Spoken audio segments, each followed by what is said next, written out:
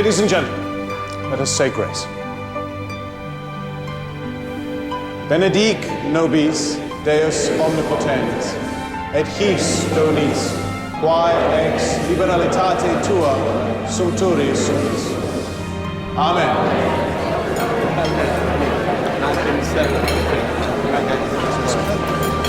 Good night, gentlemen. Thank you very much for coming.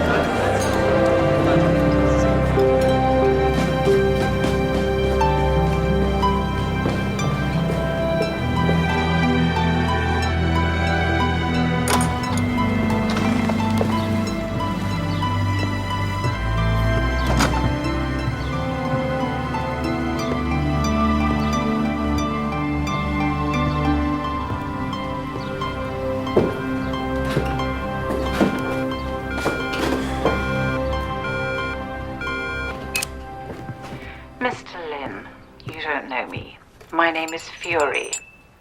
I'm a freelance journalist and I've been talking to a son of the twice born. If you'd like to know what he had to say about that little group, call when you've returned from High Table.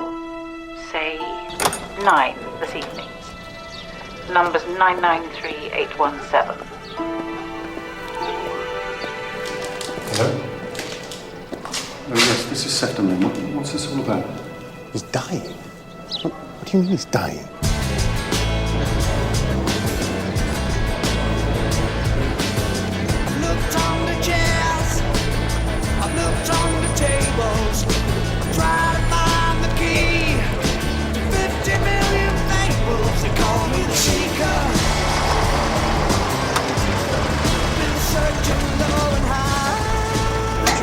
To be honest, not really where you want to be on a Tuesday.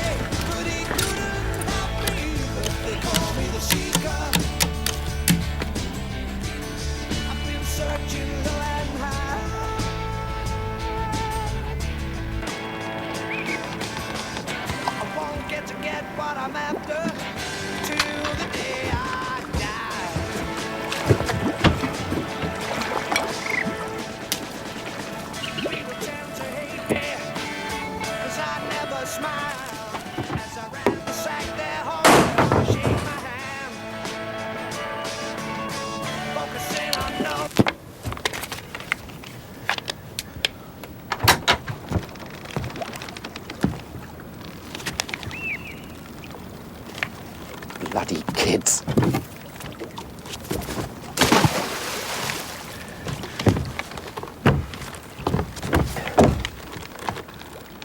Come on, you little scumbags.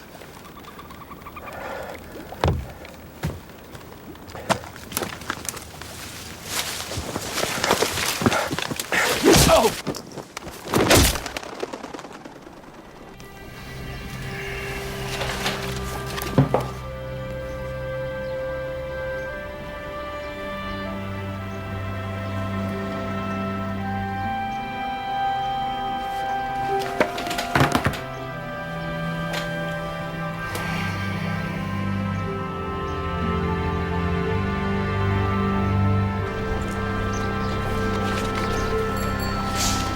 Well, there's a stack of courses to choose from. No. Human geography? Nah, I've looked at that. Understanding the physical and human environment and means of improving it. And? I'm a copper. I'm already doing all that.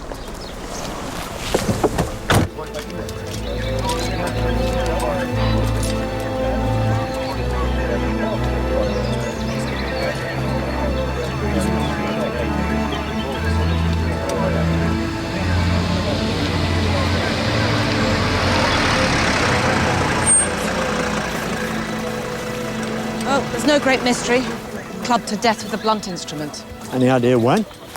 Normal body temperature minus measured body temperature divided by 1.5 says sometime between 10 and 12. It was certainly after dark. How do you know? There was a flash torch lying beneath the body. Who am I looking for? Definitely somebody with blood on their clothes or their person. Thanks, Doc.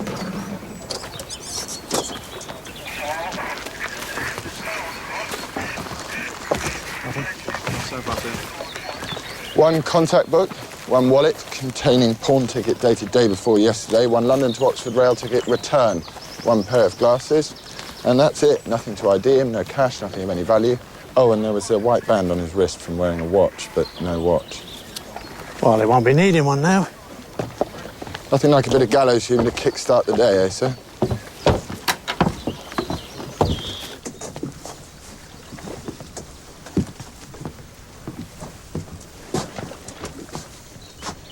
Know anything about painting? Bit. Enough to tell good from bad. And? And I refuse to speak ill of the dead. Thank God for that. Thought maybe I was missing something. What are all these little marks? That's never a signature, surely. Well, it's in the right place. I recognise some of those characters. It's ancient Greek. What's the betting he's an Oxford man?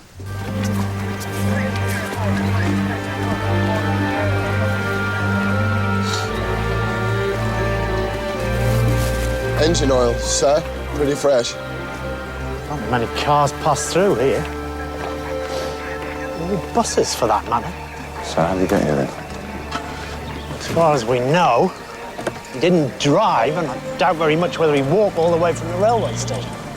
Hitched a lift? Yeah, we got a taxi. If he did that, maybe the cabbie can remember it. We called the pawnbroker in London. The dead man's name was Dean Greeley, lived in Bayswater. What did he pawn? Yeah, interesting that. A gent's ring, solid gold. He'd hocked it a few times before always redeemed it. Then 2 days ago, they gave him a couple of hundred on it. By today, he had nothing. We think his watch is missing as well. Killed for a watch and a few £100. Let's hope not. Do we have a murder weapon? Not yet. The driver from City Cabs definitely remembers dropping Greeley at the narrowboat. And when she gets back to the station, her next fare's a woman, and the woman wants to know where Greeley had been dropped. And where was she dropped, this woman? Cheap B&B. But when I phone there, they say she's left. Moved here. Big step up from a B&B. Must have come into some money. Do you have an Ingrid Nielsen here? I asked where the previous fare had been dropped, because the previous fare was Dean Greeley, my partner in life for the last 20 years and more. Your husband? Well, we never got round to the marriage thing. Miss Nielsen, Dean Greeley was murdered last night. What? How? He was attacked. We won't have the details until the post-mortem's completed. I thought you might be here about the money and the watch. What about the money and the watch? Well, I went out there last night. He wasn't there. The door was open, but no Dino. And what then? His watch was lying on the table. Anyway, I picked it up and took what money I found in his wallet and left. When you showed up, I thought, a damn fool thinks he's been robbed. Maybe we should go and talk some more down at the police station. A suspect? That's what I like to hear. Not a suspect. Well, I want to hold her till we check her clothes for blood, but I don't think she's the one. If she killed Greeley, why hang around in Oxford? Und mag hieß, der hat ein Mess. Doch das Mess. Miss Nielsen was just telling me that she's a tribute artist. I also act. Strictly avant-garde. Experimental. Why did you ask the taxi driver where Mr. Greeley had been dropped? I wanted to make sure that's where he'd be. Why would he tell you a lie about where he was going? A woman phoned. Wouldn't give her name. Said she wanted to speak to Dean. I told her she should call back. And did she? I don't know. But the next thing is Dino's off to Oxford. Said it was at the behest of an old student pal. So you followed him to Oxford, made sure that he was on the boat, put yourself in a B&B. With what intention? Of going back out there and catching them in flagranti. He seems to have used ancient Greek to sign his pictures. Why was that? A hangover from his Oxford days. We met at Oxford, you know. Constable, Miss Nielsen's clothes, please. I can go. For the moment. Right now, I've got nothing to hold you on. This old student pal who might have phoned and got Greeley up here. Any joy? Well, I called every number in Greeley's contact book, but none of them went to Oxford with him. There is still this entry, however. But he's using ancient Greek again. Why did he do that? I don't know. I had to do a bit of Greek as part of the theology course, and if I'm right, then this heading reads, "The Sons of the Twice Born," which would be a reference to the Greek god Dionysus. Twice born. Yeah. The gods had a falling out, and the expectant mother of Dionysus perished. Zeus took the fetus, sewed it into his thigh, and then sometime later Dionysus was born for the second time. Right. Of course he was. What about these 3 lines here? I don't know. Just random letters. Could be a code, maybe. I know someone that can help.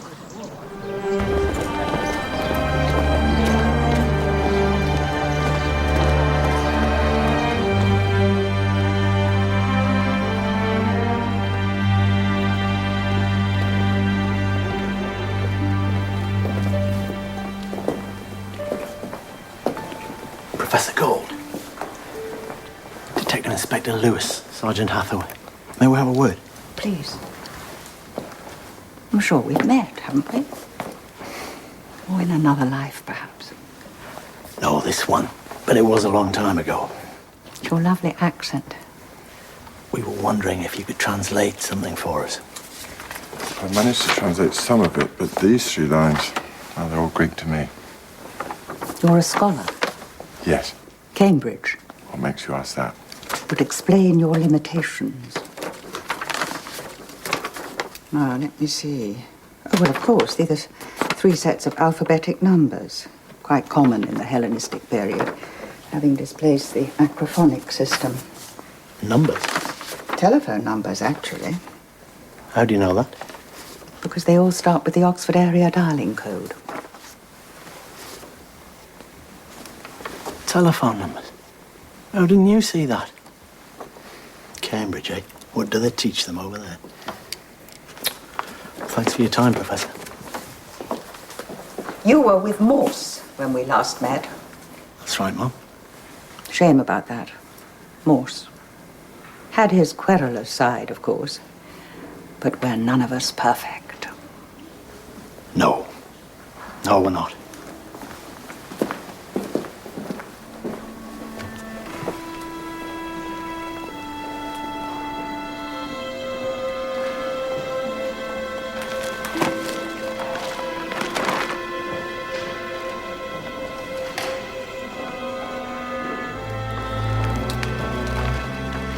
Drop me back at the station and get down to the telephone exchange. I want names to go with all these numbers. And if one of them did get Greeley up here, I want to know which one and why. What? Got them all. I checked out all 3 names to see if we had them on file. First up is Harry Bundrick. The number I was given was for Bundrick's bicycle shop in town. Huh? And in 1984, Mr. Bundrick was cautioned for curb crawling. Oh, one of his bikes? What? Next up, Dr. Sefton Lynn, college principal, heavily tipped to be a future vice-chancellor. Dr. Lynn is not on file. And lastly, Theodore Platt, last surviving member of a very wealthy Oxford family. Disparate group. What about Platt? Anything on him? This is awkward, bearing in mind what happened to your wife, but about 3 years ago, sir, when you were away, Theodore Platt was involved in a head-on collision with another car, and he was left paralyzed from the waist down. The consensus at the time was that he was out of his head on drugs, but he got himself a good lawyer, and he got off. What about the other driver? Killed outright. So, Bundrick or Lynn? Platt. The others are nearer, sir. I think Platt.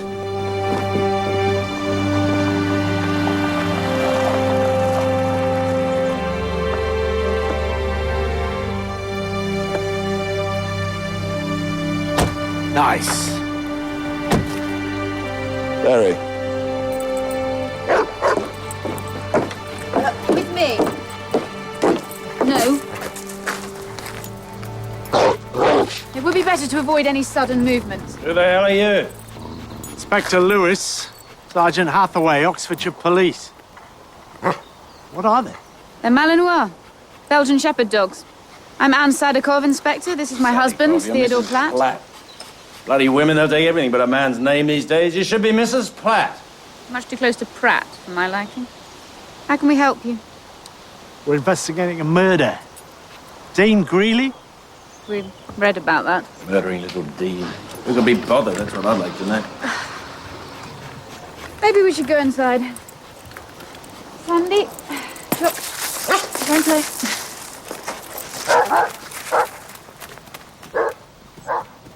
I shall miss little Dean.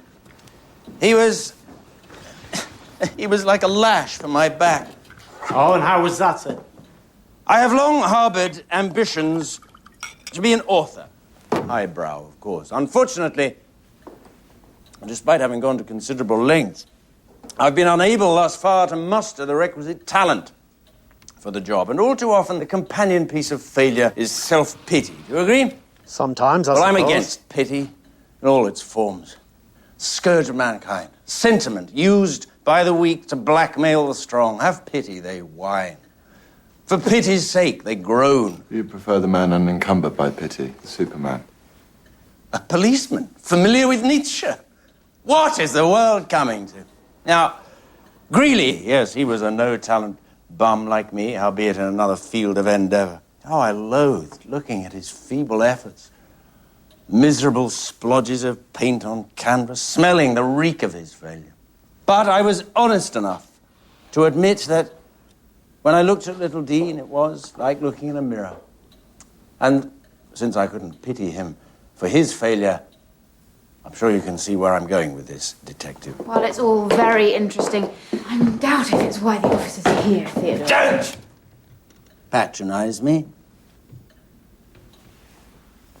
I shall miss little Dean. Known him since we were students.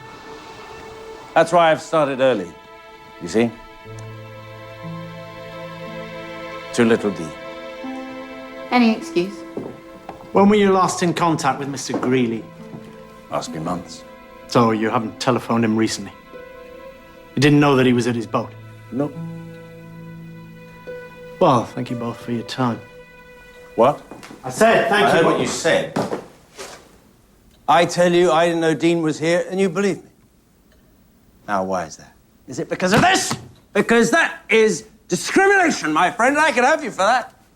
I could have done it, you know. I can still get about. I could have done it. You were here with me, Theodore. I could have done it. Why would you want to, Mr. Platt? What with little Dean being your own personal lash and all that? If you'll excuse us. Oh, there is just one more question, Mr. Platt. In Mr. Greeley's contact book, your name comes under the heading Sons of the Twice Born. What does that mean? That's something you'll have to ask little Dean. We would, but he's dead. Sir. Search me. That bloody arrogant. Sir. What is a woman like her doing with that? But he might still be able to get around, but the poor bloke he smashed into sure as hell can't. And don't tell me he's mended his ways. Drunk or drugged, I bet you what you like, he still gets behind the wheel. Sir. What? Sometimes personal feelings can... What about them?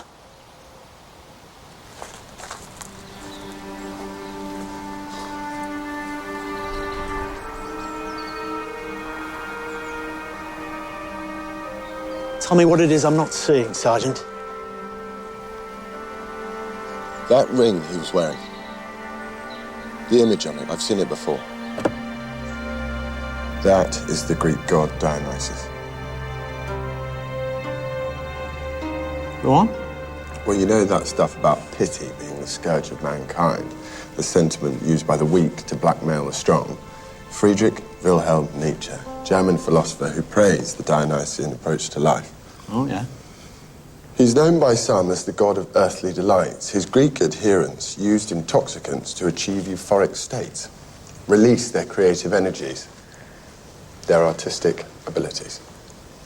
Which these days would be drink or drugs. Sons of the Twice Born, I say Platt must have understood the reference, so why deny that he did? Greek gods, German philosophers. What is going on? That pawn ticket of Greeley's. That was for a ring, wasn't it?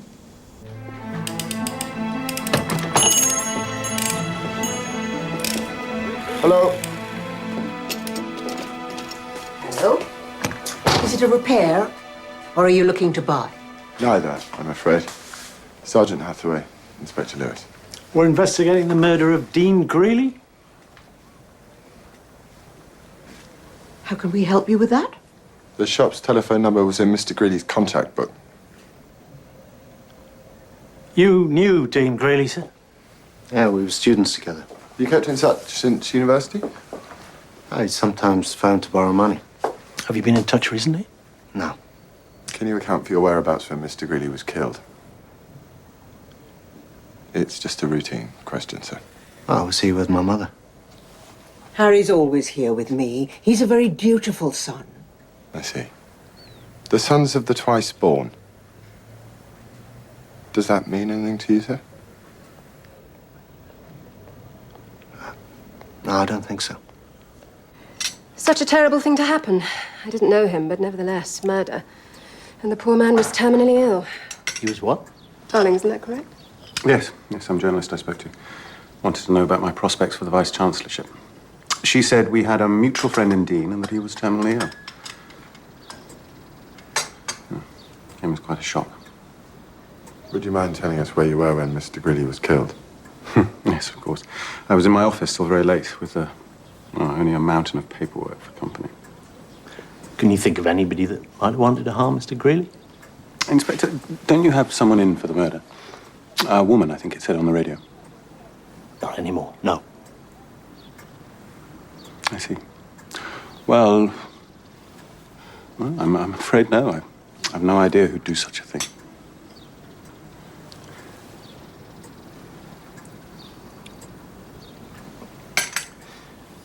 Tell me about the Sons of the Twice Born. What? It came up in conversation with Theodore Platt and Harry Bundrick. You know, about the rings and stuff. Do you still have yours? It's around somewhere. The Sons of the Twice Born. What in heaven's name? It's just a group of friends. Yeah, it was a long time ago. We were very young. Why on earth would that be of interest to you? Oh, murder inquiry, sir. There's nothing about the victim that wouldn't be of interest to us. I see. Sons of the Twice Born. Sneaky. Well, they all wanted the best. Is it about this group, though? There had to be more to it than a bunch of hooray Henrys meeting for amnesia, didn't it? Else why lie about it? Does it even have any bearing on the case at all? Sir.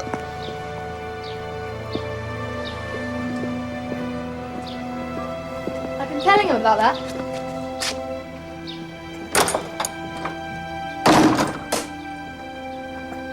Megan, what were they doing looking at my car? It's dripping oil, I told you. No, what were they saying? Come on, you clearly had a conversation with them about what? Megan, would you excuse us, please? Sure.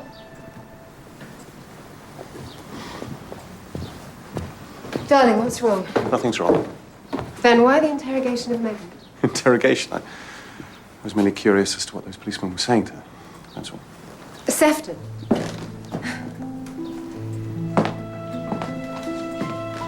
We've both worked very hard on your career. We're within an ace of the Vice-Chancellorship. Everybody says so. Now, is there anything I should know about? Is there anything that could compromise you? Darling, there's nothing.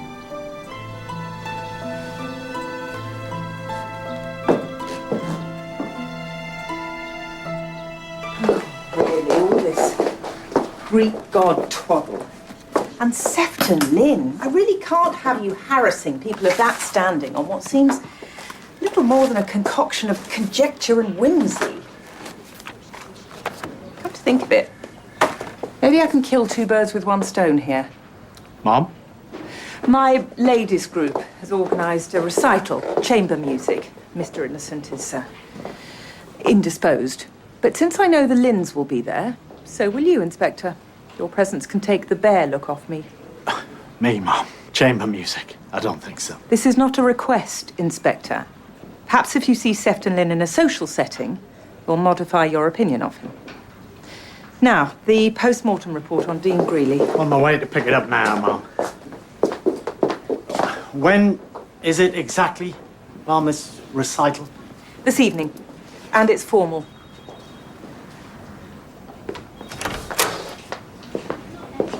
See if you can get us some background on the sons of the twice-born. See if we can push this beyond a concoction of conjecture and whimsy. Shouldn't I wait, sir? Wait for what? Well, until you've been to the recital and had a chance to meet Sefton Lynn in a social setting. If I were you, Sergeant, I really would just get on with it. Where will Mr. Innocent be? Feigning illness or injury, if I'm any judge. Is that it? As I said at the scene, someone crushed his skull, that's it. Why, were you expecting more? He's supposed to be terminally ill. Well, he's given his liver a bashing over the years, but apart from that, nothing.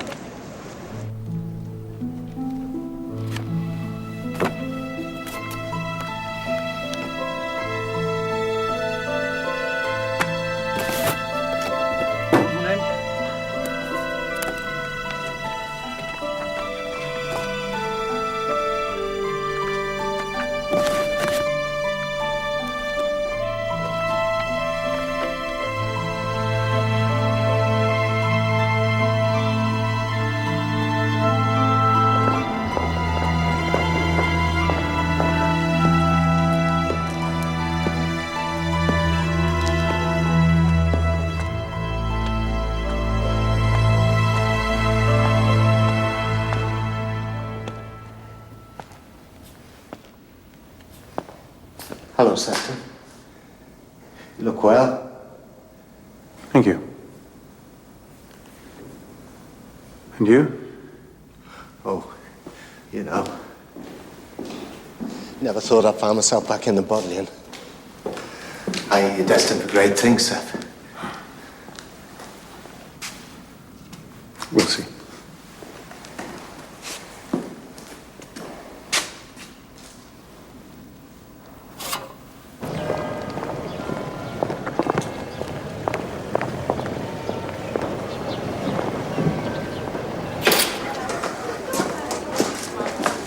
Is Professor Gold upstairs? You can check, but I think she's down in the vaults. Well. Sefton Lynn and Harry Bundry. You naughty boys, eh? What have you been up to? Reliving old times? Have you given him his kiss, Seth? Made his day? He might try to top himself again if you don't. Oh, for God's sake, leave him alone, you twisted bastard. Harry, are you missing those wild bacchanalian nights in my temple when we were all so out of it you thought you could risk a peck or two at old Seth here, future Vice-Chancellor? Hello, Theodore. Aha, the poor man's Hypatia. This must feel like old times for you, Gold. Now we get to find out why we're here. Only when we settle down and learn to keep a civil tongue, Theodore. I wanted to bring you together where I once tried to inspire you to great things. I had a visit from the police. They wanted something translated from a contact book. I'd read of Greeley's death, and I thought it might be his. I was right. And what has that to do with this? I checked with Sefton. The police clearly link Dean Greeley's death with his student days. And as you were once a tight-knit group, it occurred to me you might hold important information. And now that you're here, you might like to think about that.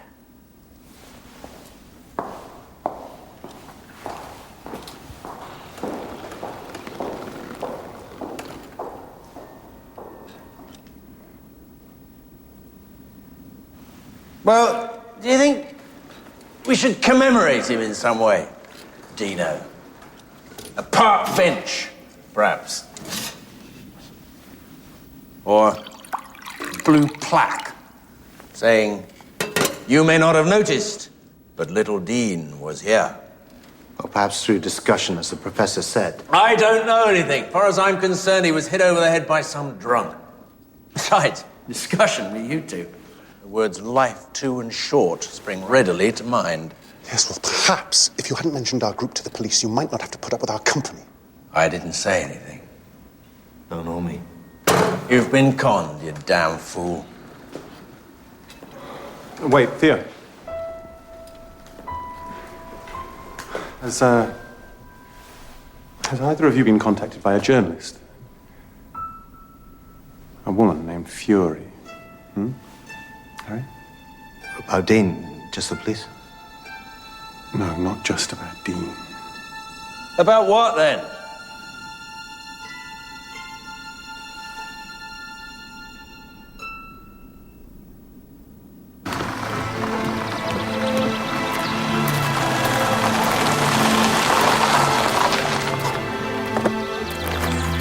Detective Inspector Lewis, is Mr. Platt at home? No, he's not, no. Mrs. Sadikov's in the temple. Thank you.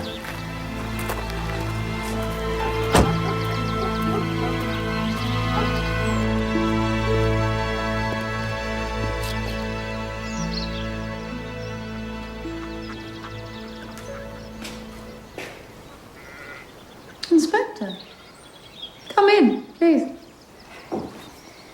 I'm afraid if you're looking for Theodore, he's just gone out.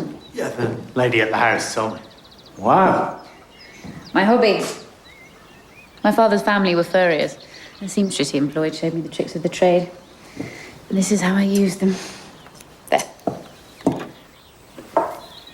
All better. Sadikov. Russian, is it? Yes. My stepfather's family somehow ended up in Bournemouth. Started up the business there. Now there was a magician with a needle and thread. Was? Oh, he died a few months ago. Oh, I'm sorry. Well, it was a bit of a blessing, really. When fur went out of fashion, eventually he went out of business. And took that badly, suffered a massive stroke. As a direct consequence, I believe. Which is perhaps just as well. I doubt he and Theodore would have gotten along. Mother? Died when I was young. You? Yeah, both dead. Other family? Son and a daughter. Wife? My wife was killed. Hit and run. Oh. Oh, I'm so sorry. Did they get the person responsible? Nope. I don't suppose they ever will now. To have someone taken away from you like that. You hide your anger well. Sometimes I feel glad they didn't get whoever did it. Why? I'm scared of what I might do to him. I think I can understand that.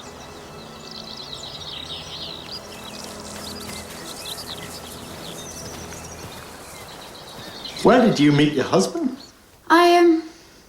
Well, I trained as a nurse and decided I didn't fancy that. And, applied for a job as a PA. After various appointments, I ended up working for Theodore. A year later, he asked me to marry him. Ask her why she accepted my proposal. Hello, Theodore. No? I'll tell you. If I go before her, she gets a fortune, and I mean a fortune. But she has to stay the course. Divorce gets her nothing. Can I get you something? A coffee? It's a little experiment, Inspector. I want to see how long Sadikov there will remain entombed in this marriage just to get her hands on my loot. What portion of her allotted time on this earth will she sacrifice to Mammon? Tea, then. With your favourite digestive? I don't want bloody tea! What are you doing here?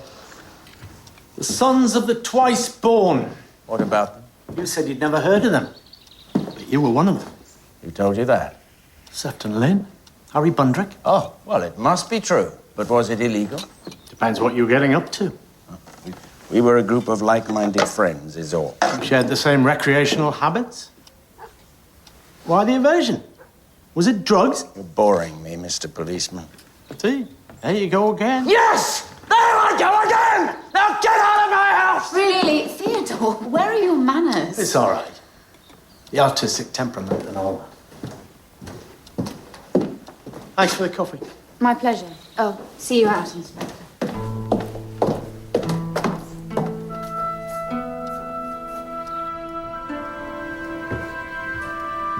I turned up an article on Platt. Bit of a boy wonder by all accounts, and a student of Professor Gold's. So I thought I'd go and have a word with the professor. Called the library, found out where she was, and when I get there, she's in a meeting with the sons of the twice born. What were they talking about? I don't know, I didn't hear, but judging by their body language, they're no longer a group, that's for sure. Oh, I wonder why. Grew out of each other, just. A lot of associations formed at university do last, but got plenty of contemporaries that are still friendly. Join any groups yourself? No, I'm not a joiner of things. Nor me. Drugs was their big thing, though. Might be some pretty embarrassing memories coming between them. Stuff that way beyond the ken of a nice theology student like yourself. I mean, theology and mind-altering substances don't really go hand in hand, do they? No, you wouldn't think so, would you? Nietzsche? Yeah, real page-turner. Yeah, what do you think? World without compassion. Must be a free-for-all, wouldn't it? That's one interpretation. Well, it's Platt's interpretation. You heard him. You have to suppose that goes for his cronies as well. Anyway, philosophy is ruled out. Far too many ambiguities, I reckon. Maybe it's not an interest you really need at the moment. Maybe that's why you can't pick a course. Well, if not an interest, what? I don't know. Oh, I'm holding you up. Now, have a really good night. Get out of here. Right, sir.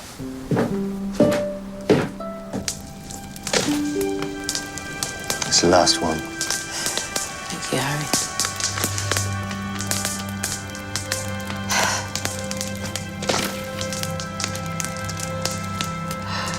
How I hate them.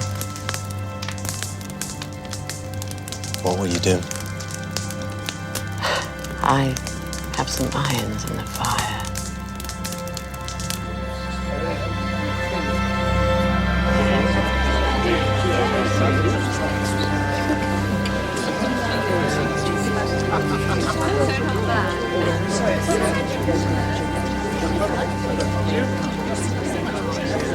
Well, I say, he's the new boy in the class. You do scrub up well, Inspector. Could make someone a very decent other half. Well, I'm not looking for another half. And if you ask me, this penguin suit's been to far too many Masonic dinners. Trouser leg keeps rolling up of its own accord. I didn't realise you were in the Masons, Inspector. No, I'm not, Mum. It's a joke. It's a hire suit. There are the Lynns. Come and meet them. Hello, Matty. How's things? Sefton. How are you? Catherine. And you know Inspector Lewis? Yes, we met. Such a terrible business all round. Have there been any developments, Inspector, that you could speak about, I mean? Well, yes, there has been one development, as a matter of fact. What? Yeah, did I not tell you, Mum? Dean Greeley wasn't dying. What? No, it was all there in the post-mortem report. Apart from the blows that killed him, Dean Greeley was in the pink. But that can't be. This journalist, what do you suppose she stood to gain from lying about that? I really don't know. Did she leave you a contact number? No, I don't have one. Shame. Well, I think it's time we were all getting in.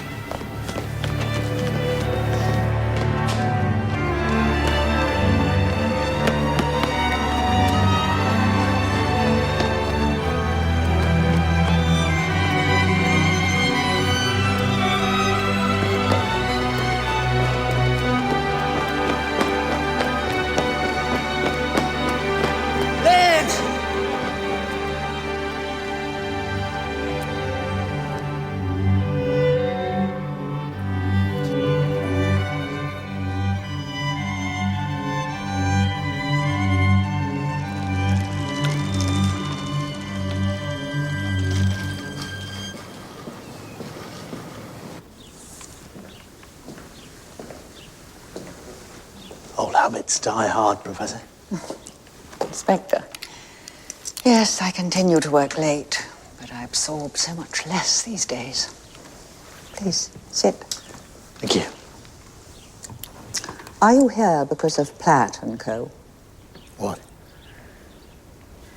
For a time, those young men were very close. If Greeley's fate was indeed sealed in the period of their friendship, it occurred to me that collectively they might hold some clue. So you organised a meeting? Yes. How did you know? Oh, doesn't matter. Well, I hope you don't mind, but they would never come together of their own accord. But they would for you. I've always retained an affection for my charges, Inspector, even a feeling of responsibility. One hopes it's reciprocated. What were they like back then? Greeley was one of mine, as was Platt and Lynn. Bundrick was reading medicine, but he had a tremendous crush on Lynn, and so became part of their group. But Bundrick was cautioned for curb crawl. Perhaps he was versatile. I used to form discussion groups in those days, informal, the true meaning of Greek myth. Greeley, Lynn, and Bundrick would come along, and then Platt showed up. He was quite brilliant. And charismatic, too. Very soon, the other three were completely in his sway. Oh, they eventually stopped coming to my meetings. And I was later to hear stories of drink and drugs. And copious amounts of both, I may add. Then came a falling out, I don't know what about. And Bundrick dropped out altogether. He even attempted suicide, you know. Slashed his wrists, I believe. It's true what they say. Youth is wasted on the young. Isn't it, though? You couldn't recommend a primer to me, could you, of Greek mythology? I'll have one sent round to you.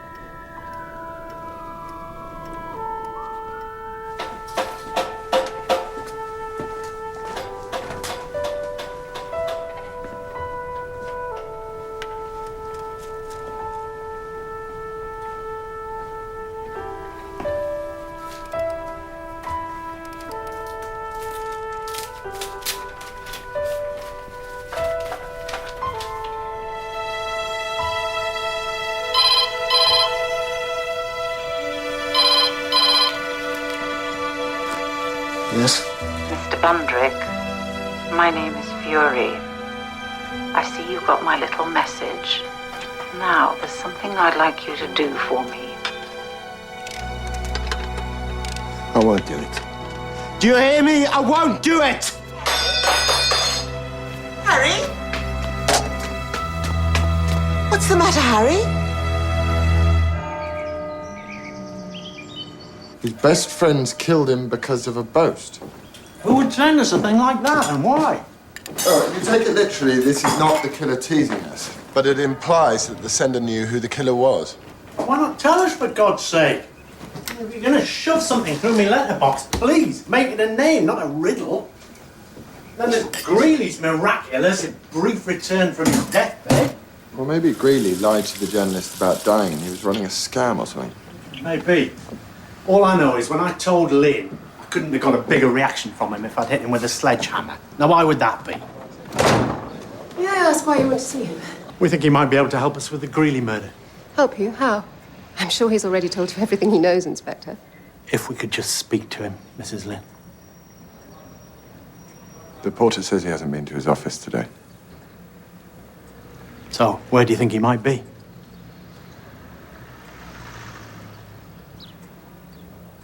Mrs. Lynn?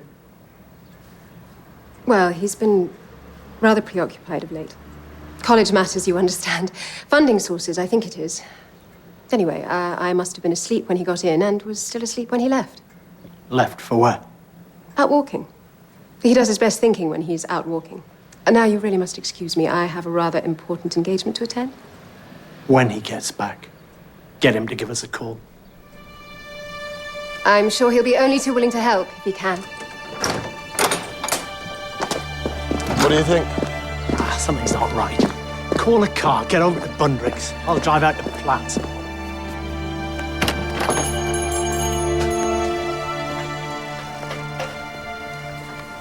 Sergeant Hathaway? Have you seen Sefton Lynn, Mr. Bundrick?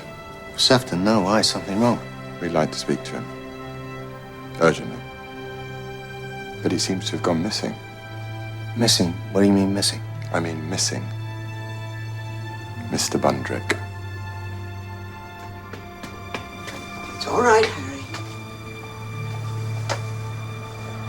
If we see or hear from Mr. Lynn, you'll be the first to know, Sergeant. Now, good day. Oh, the sons of the twice born. You were one of them.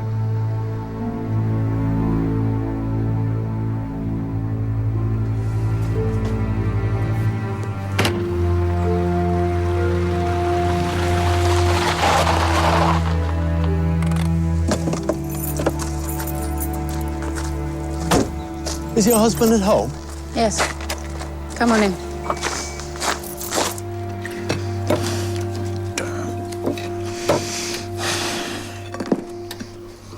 Down, down, down.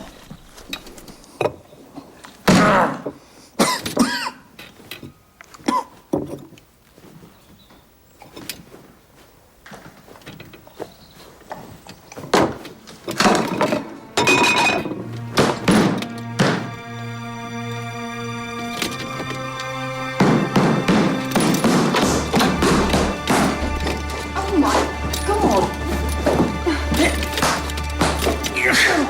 Lay him down. What? On his back. Mr. Platt! Mr. Platt! Stay with us. Have you got a pen? Yeah. Then break it open. Don't you dawn on me.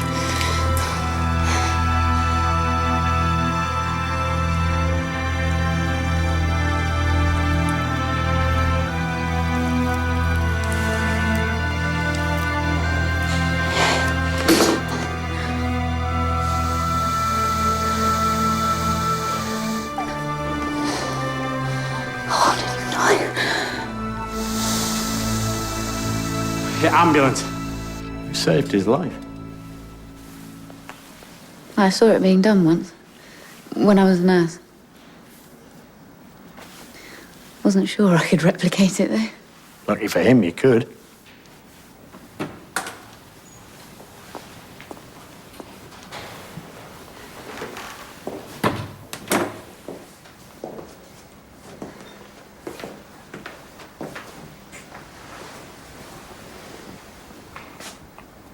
Can you speak? Just about. Inspector Lewis is with me. He wants to know if Sefton Lynn has been in touch. No. Why? He's gone missing.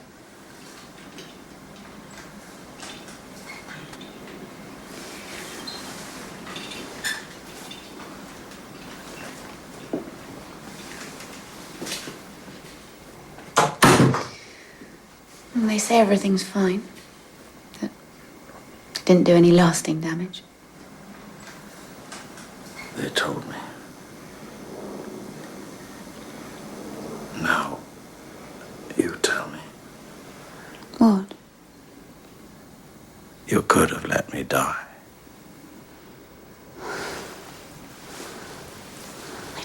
want you to die? No. No. Now you must rest.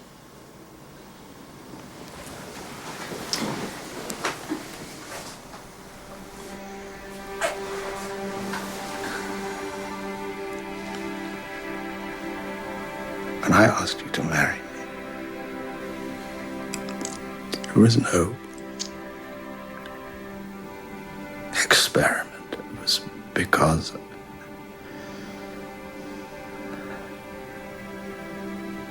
I love you.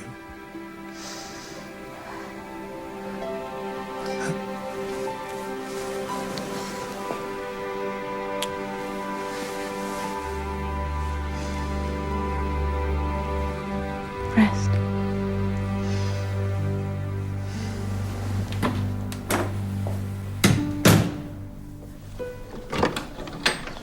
Sir?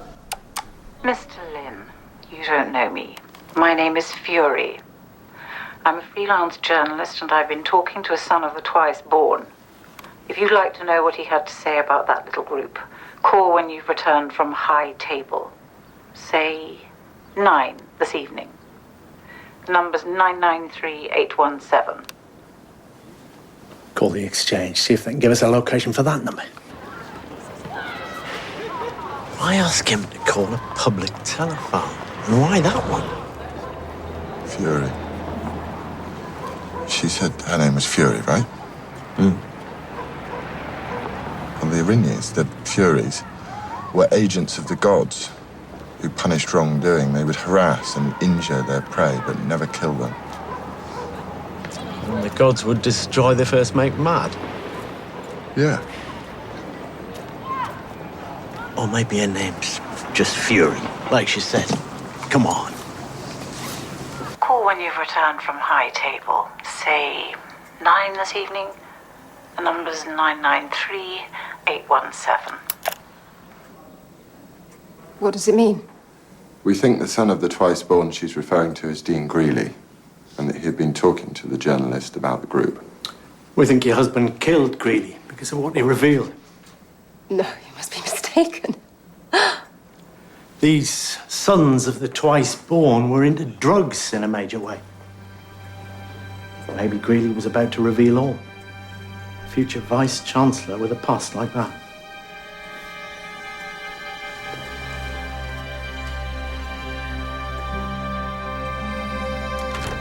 What does she sound like, this Fury?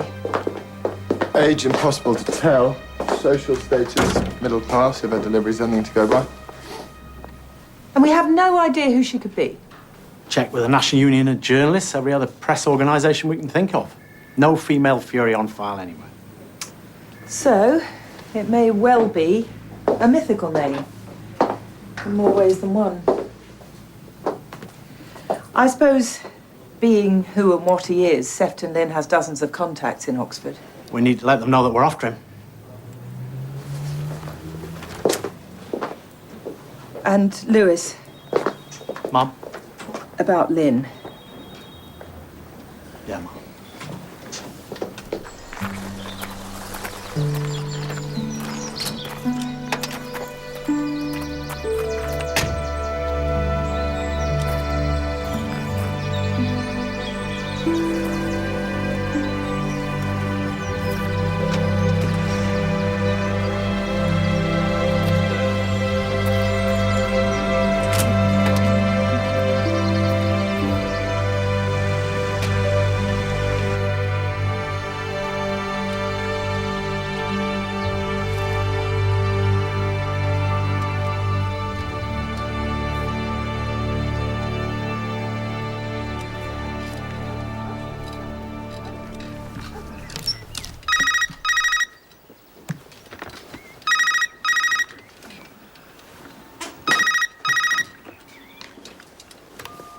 Platt.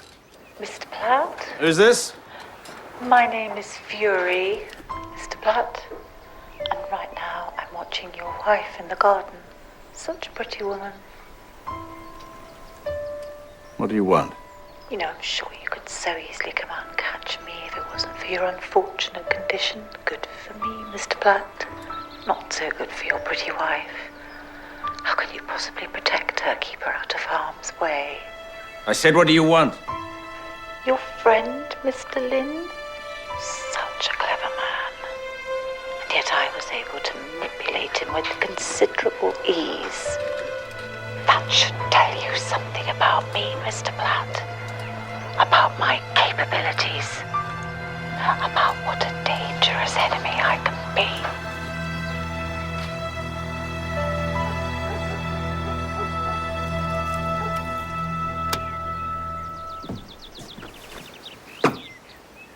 Do you want me to clean the study, Mr. Platt? No, not now. Sorry? No, not now!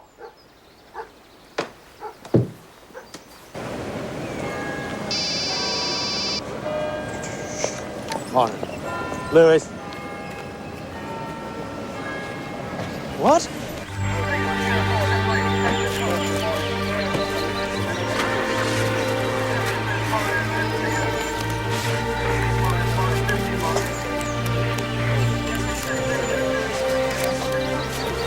Good morning. For us, maybe. But not for Sefton Lynn.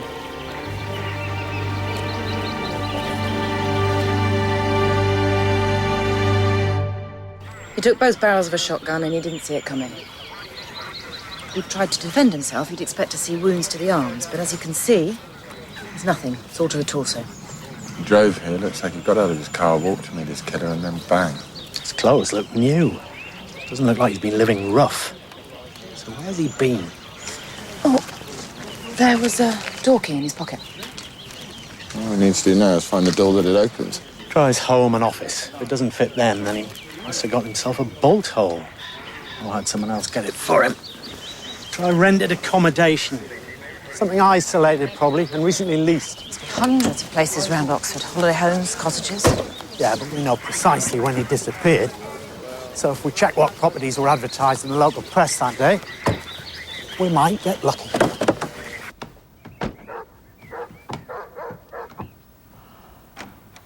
Inspector Lewis, please, come in. Thank you. You told me you had reason to mourn Dean Greeley's passing, Mr. Platt. Unless you can do the same for Sefton Lynn, I'd like to know where you were last night. I was here. Alone? Well, I had a migraine, went to bed early. But I'm sure I would have heard something if Theodore had left the house. Anyway, why would you suspect me? Lynn knew and trusted his killer, trusted him enough to get out of his car in a dark track and go and talk to him. And whoever did this seems to have enticed Lynn out into the open. Why? Because it would be more convenient for a cripple? Is that what you're saying? I'm saying I'm going to get whoever did this. But in the meantime, a word of warning, Mr. Platt. A warning? These are dire times for members of your little group. I think those that are left should be extra vigilant. I'd be quaking in my boots if I could.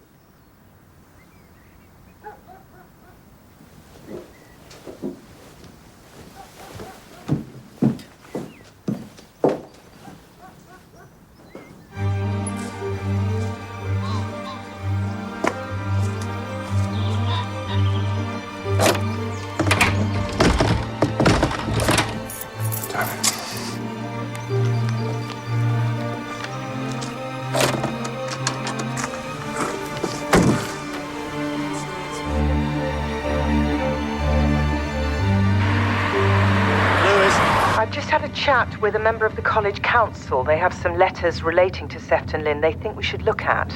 I'll go straight there, Mum. Your mother sent those letters to the college council. As you can see, they're far from complimentary about Sefton Lynn. In fact, I'd say vitriolic was an understatement. I've no idea she was doing this. Was your mother at home last night, Mr. Bundrick? Yes, why? Because sometime last night, Sefton Lynn was murdered.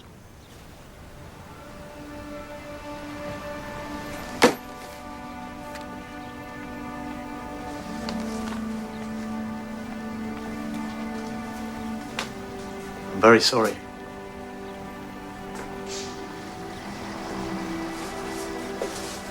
What's going on, Mr. Bundrick? Greeley, now Lynn? What's this all about? If you know anything at all.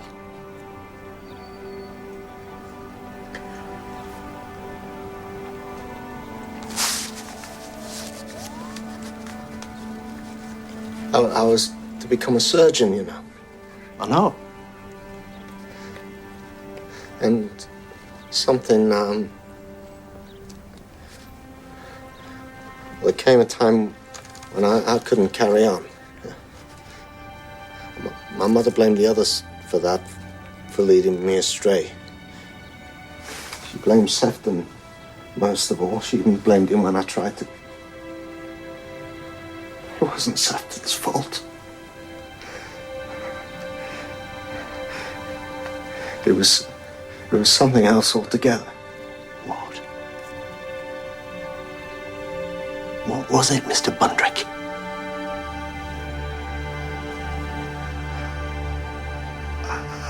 You can tell me. I was, Harry! Harry? You should never have said these things about Sefton! I stand by every word.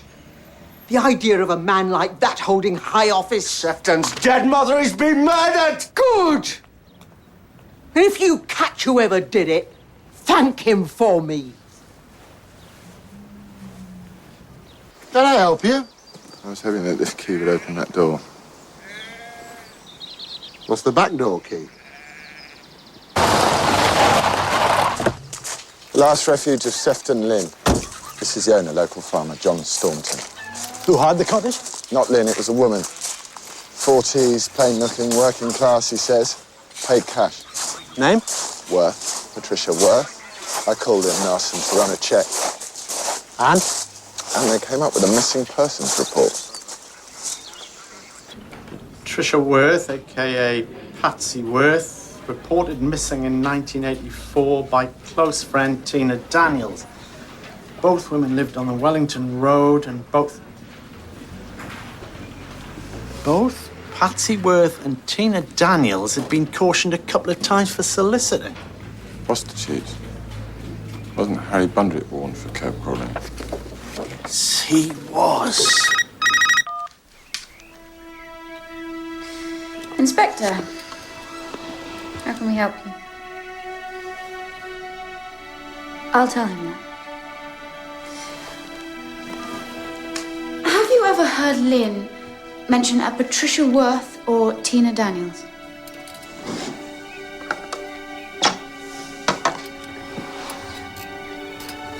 Theodore? No. What is it? Patsy Worth was a prostitute. Harry Bundrick used prostitutes. Now, someone calling herself Patsy Worth has hired a cottage for Bundrick's friend, Sefton Lynn.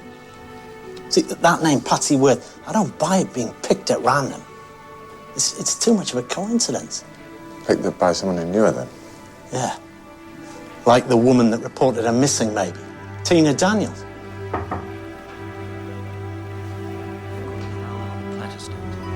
Caught a prowler on the Platt estate. You said you didn't know Dean Greeley's friends, and we find you outside one of their houses. Your partner and one of his friends have been murdered already, and now you're stalking another one. No. I started thinking, if Dean was telling the truth, then it was an old friend who'd asked him up to Oxford, and that old friend knew he'd be at the boat, right? Go on. When Lynn went missing, I knew who was behind it all. Who? Platt. He was always the manipulator, puppeteer, with his money and his brains. Well, now, for some reason, he was killing them. Why not Bundrick? Harry, never. He loved Lynn. Tried to get over him with his little friend, but alas, couldn't. Little friend? Harry visited a prostitute. In fact, poor Harry was in the red light district when he tried to end it all. Did you know her name? Tina. Patsy Worth and Tina Daniels, they're key to this somehow, I know it. Call me ageist, but in their mid-40s, what kind of living could they make on the streets? niche market, perhaps? There are easier ways, Mark. Sir. You were right. There is one on that street called Love Lines. Thank you. Love Lines. Hi, can I speak to Tina, please? She's not in right now, mate. Starts her shift at 5. Does she take a break at all? Only I'd hate to miss her. Between 8:45 and 9:15. Okay, I'll call back then. Thank you. She doesn't start till 5, but she takes a break between 8:45 and 9:15, which would explain why Liam was told to call the phone box at 9. Public phone? And she works in a place like that? Well, I monitor all incoming calls, I imagine. Know about these places, do you? I'm assuming they don't want their operatives tying up the line for personal calls, that's all. You say so.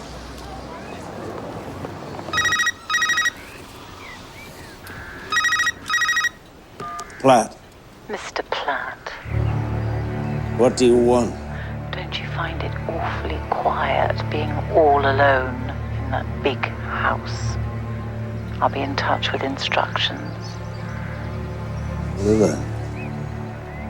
Anne? Anne?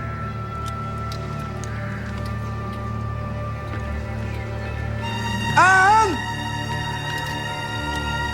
Anne?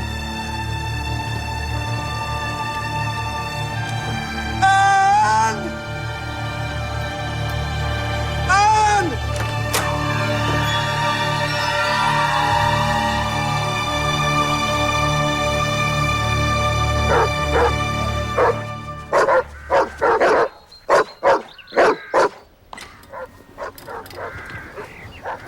Come on, ring.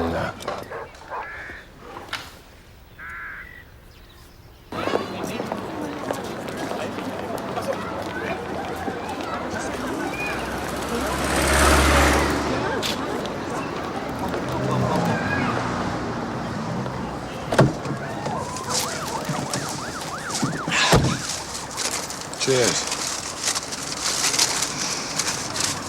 Greek. Yep.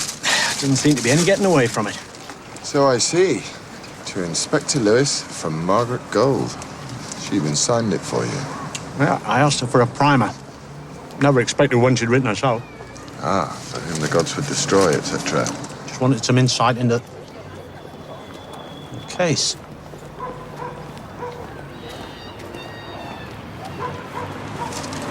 Can't be her. She's Platt's cleaning lady.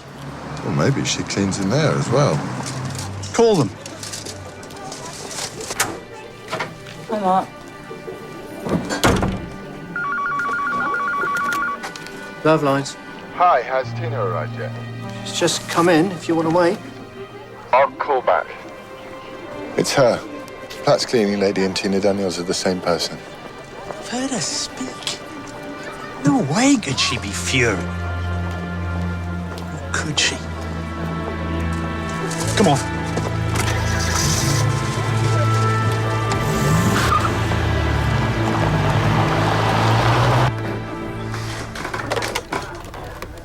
Mom, would you mind? This is meant to be, phone sex.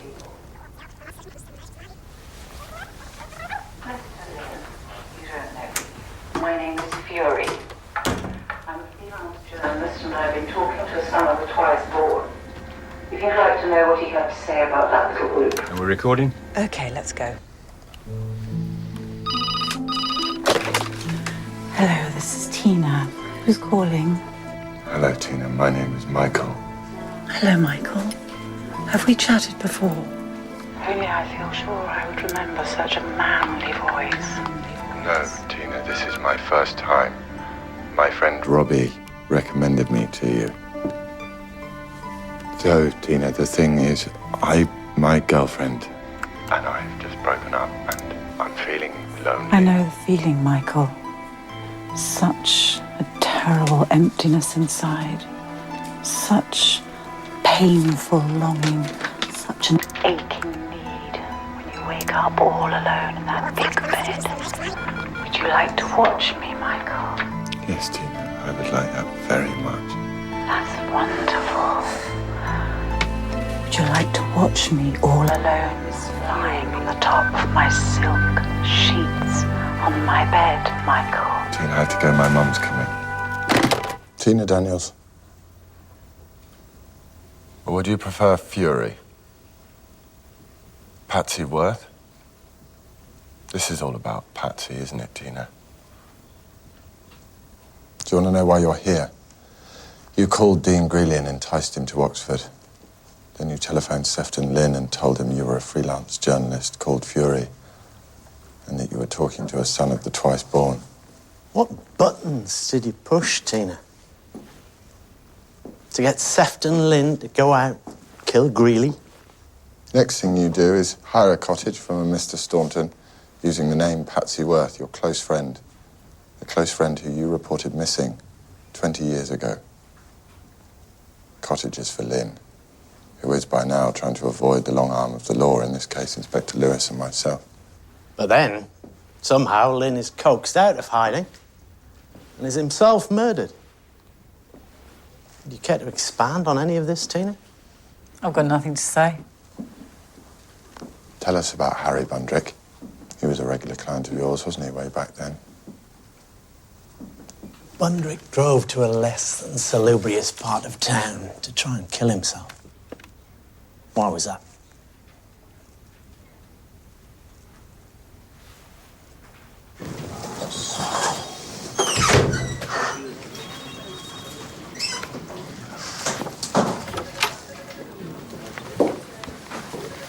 Enjoy?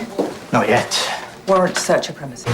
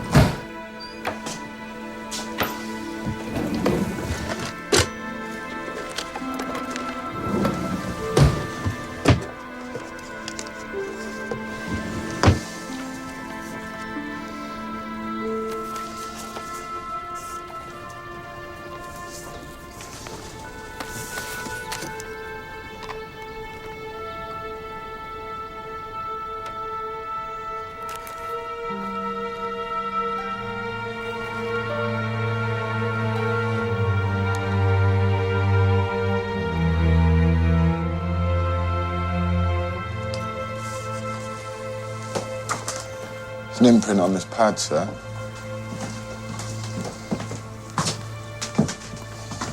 Looks like adrenochrome. Adrenochrome? Does that mean something? Yeah. It's a drug. A very special drug from a very special place. Where? Well, to harvest adrenochrome, you have to go to hell itself. What? You got to murder for it. Do you know what adrenochrome is, Tina? No. Somebody's written that word on this pad. Look, you can see the imprint. I got that pad from your flat. Adrenochrome, it's a drug, Tina. And Platt and his crew, they thought drugs could work wonders for them. Couldn't get enough of them. And how they wanted to try adrenochrome, Tina. But try it in its purest form. Which, myth has it, gives the highest of highs. But the thing about it is, in its purest form, adrenochrome comes from the human adrenal gland. When you remove that, the donor dies. Is that what happened to Patricia Worth, Tina? Your friend?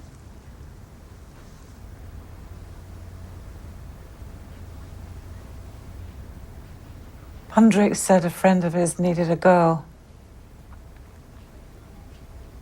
I recommended Patsy.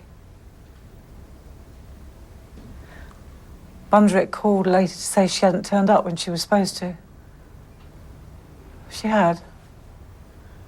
And been killed. How do you know that? Bundrick told me. It was one night. It was about a year after Patsy went missing. I got into his car. And he told me what they did. So that was your power over them? You had all the facts? I told Greeley that an old chum of his was about to spill the beans, and that if he wanted to find out who, he was to go to the boat and wait.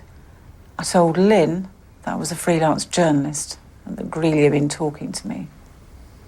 I told him that Greeley was dying and wanted to make a clean breast of everything. I told Lynn that if he ever hoped to make Vice-Chancellor, he should silence Greeley. So you've been manipulating the sons of the twice-born to kill each other off in revenge for their role in Patricia Worth's death. But what happened to her, Tina? They were taking drugs all night. Patsy passed out. That's when they decided to do it. All of them? Yeah. Lynn backed out. He ran away. Left Patsy to her fate. Bundrick couldn't do it. Greeley couldn't do it. So Platt did it. And they realised what they'd done. They panicked. Greeley, Platt and Bundrick got rid of the body. Bundrick said he couldn't remember where. It was too out of his head. Somewhere on Platt's land, he said.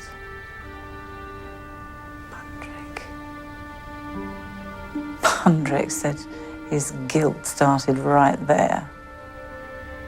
He threw his ring into the grave.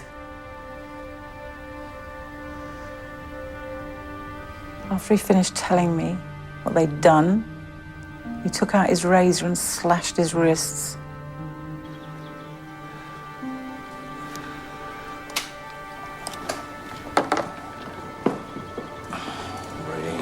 Damn you. Ring. The reason you didn't come forward was that you were protecting someone.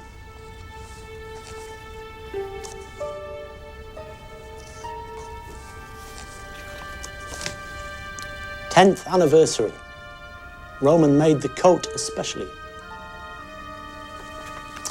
Courtesy of the Bournemouth Register Office, a marriage certificate between you, Tina, and Roman Sadikov. Which means that Anne Sadikov had to be in on this. But just to help you avenge the death of an old friend? I don't think so. There'd be more to it than that. Patricia Worth was Anne's mother, wasn't she? And it was Anne you were protecting at the time. And who'd want to tell a little girl that her mother had died like that? Patsy was my best friend. When she died, Anne was 6. I wasn't going to put her into care.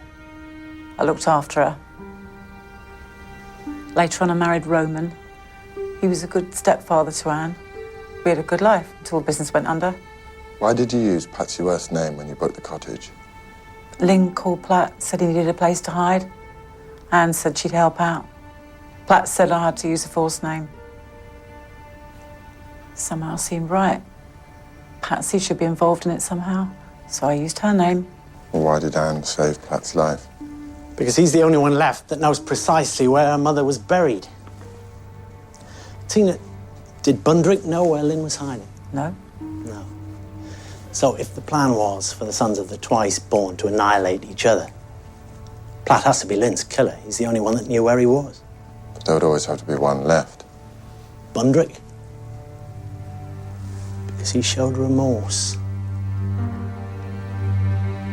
So the only one left to be dealt with is Platt.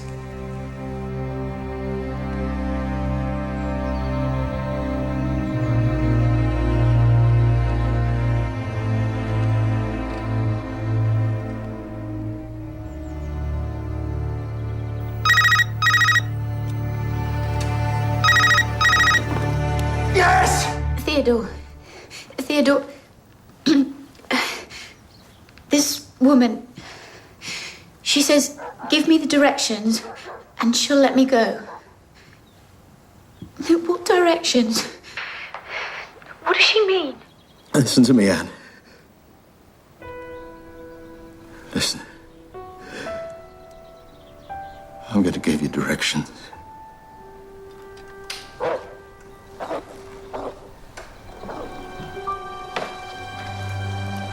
There's a statue of Dionysos.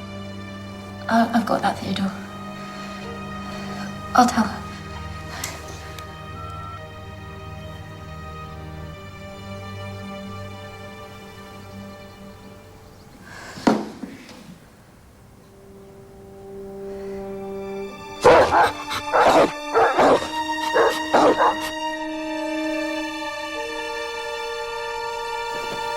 Anne! Darling?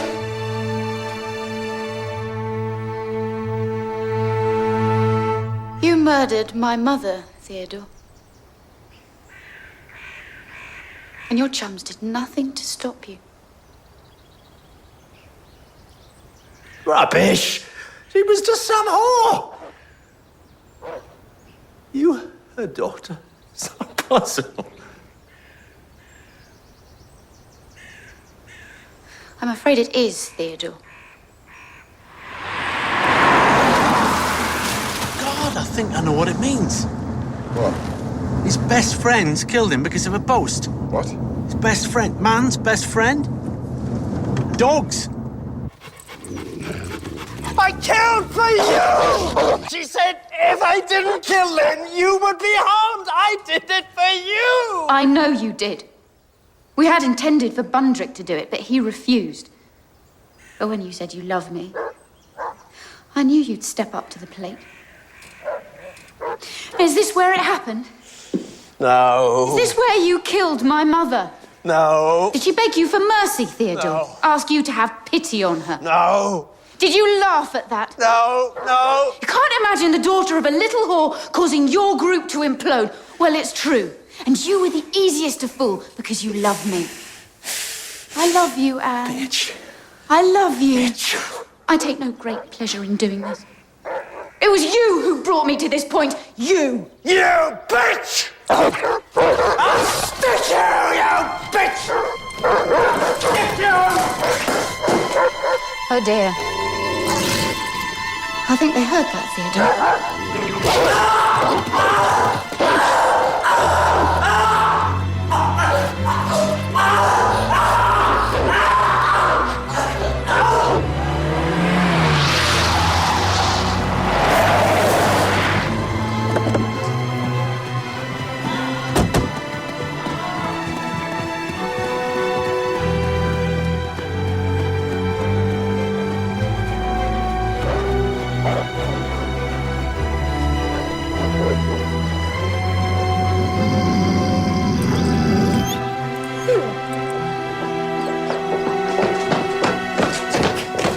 You're too late, I'm afraid.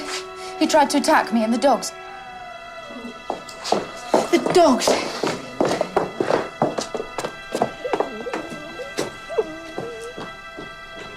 I'm glad it's over. I'm glad.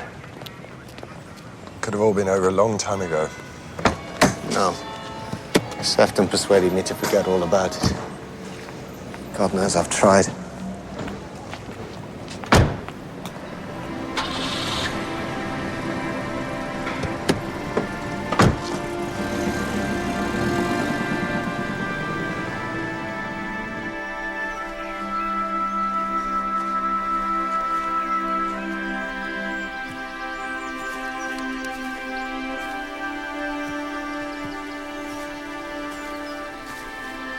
She was 16 when she became pregnant with me. She decided to keep me, even when her parents put her out. Sometimes wonder if I would have done the same thing. When I was old enough, I found out about her, what she did for a living. I made Tina tell me the rest. But if you knew Platt murdered your mother, why didn't you tell us? Do you really think Platt would have led you to this place? And this is what's really important to me. Why marry him? It wasn't a regular marriage. That would have been out of the question. I did it for the money. We'll be wealthy women when we get our lives back. When Her Majesty decides to give us our lives back. I don't imagine that'll be too long. After all, we never laid a finger on any of them. His best friends killed him because of a boast. Somebody sent me that. There was this Greek called Actaeon. He boasted that he was a better hunter than the goddess Artemis. So she turned him into a stag and his own dogs tore him to pieces. You think I sent it? You want to know why? Well, if I had sent it, I may have been thinking, since you can't have your own revenge, maybe in some small way you can share in mine. After all, if you'd worked it out, you could have stopped me. But you didn't.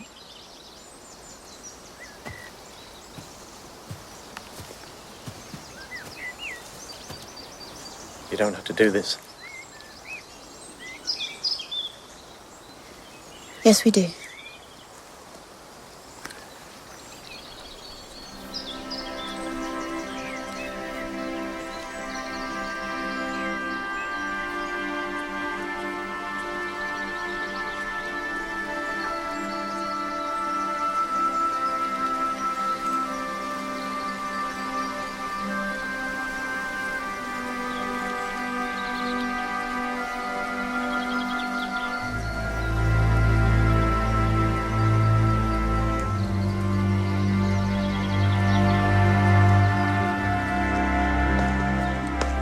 You had a chance to look at my book. Oh, yeah. Foolish is the child who forgets a parent's piteous death. Electra, in the play by Sophocles. But is that utterance truly wise? Would it not have been better for Anne to forget her parent's piteous death? Well, maybe she just couldn't forget. Thanks for your help, Professor, and for your book. Goodbye, Inspector.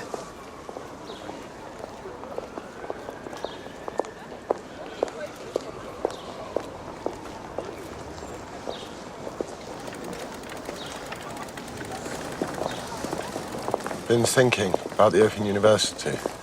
What about plain old history? Oh, nah. The worst subject at school, man. Anyway, I think you might be right. It's maybe not what I'm wanting right now. Not really. You haven't let the case put you off. What, Platt, you mean? Learning didn't make him a killer. Condemnation for Platt, yet barely a harsh word for Anne. If she did send you that riddle, she's guilty of premeditated murder. Doesn't that make her just like Platt? Not in my book.